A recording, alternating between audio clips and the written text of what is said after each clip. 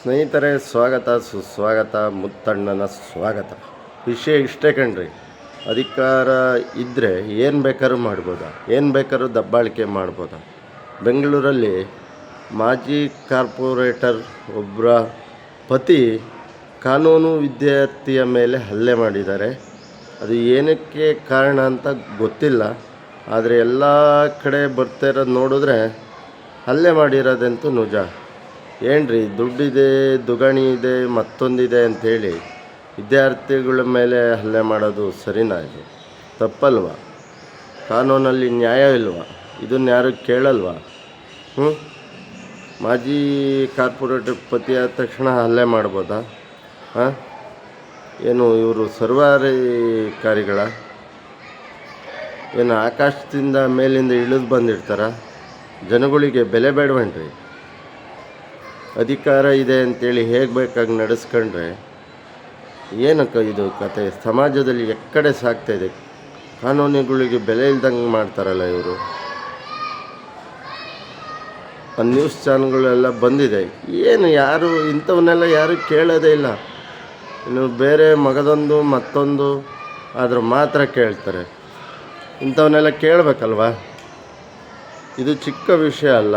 ಒಬ್ಬ ವಿದ್ಯಾರ್ಥಿ ಮೇಲೆ ಹಲ್ಲೆ ಮಾಡೋದು ಅಂದರೆ ಅದು ತುಂಬ ದೊಡ್ಡ ವಿಷಯ. ಅಲ್ಲೊಂದು ಫೋಟೋ ಹಾಕಿದ್ದೀನಿ ನೋಡಿ. ಇವರೇ ಹಲ್ಲೆ ಮಾಡಿರೋದು, ವಿಡಿಯೋ ಬಿಟ್ಟಿದ್ದಾರೆ. ಅದು ಏನು ಕ್ರಮ ಕೈಗೊಳ್ಬೇಕು ಕಣ್ರಿ.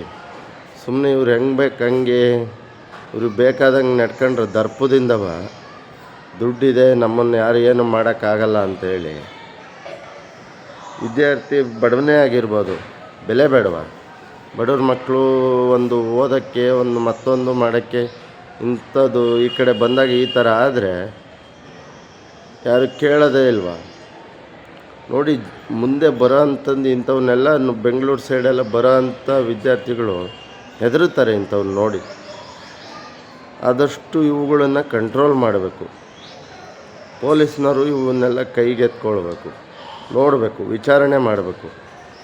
ಸುಮ್ಮನೆ ಇವನ್ನ ಹೀಗೆ ಸುಮ್ಮನೆ ಬಿಟ್ಬಿಟ್ರೆ ಏನು ಸಮಾಜದಕ್ಕೆ ಏನು ಮೆಸೇಜು? ಇವ್ರು ಏನು ರೂಲ್ಸ್ ರೆಗ್ಯುಲೇಷನ್ ಫಾಲೋ ಮಾಡ್ತಾರೆ?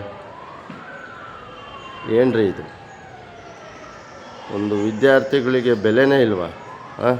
ವಿದ್ಯಾರ್ಥಿಗಳಿಗೆ ಬೆಲೆ ಬೇಡವಾ? ಸಮಾಜದಲ್ಲಿ ಏನು ಮಾಡ್ತಾರ್ರಿ ಇವರು?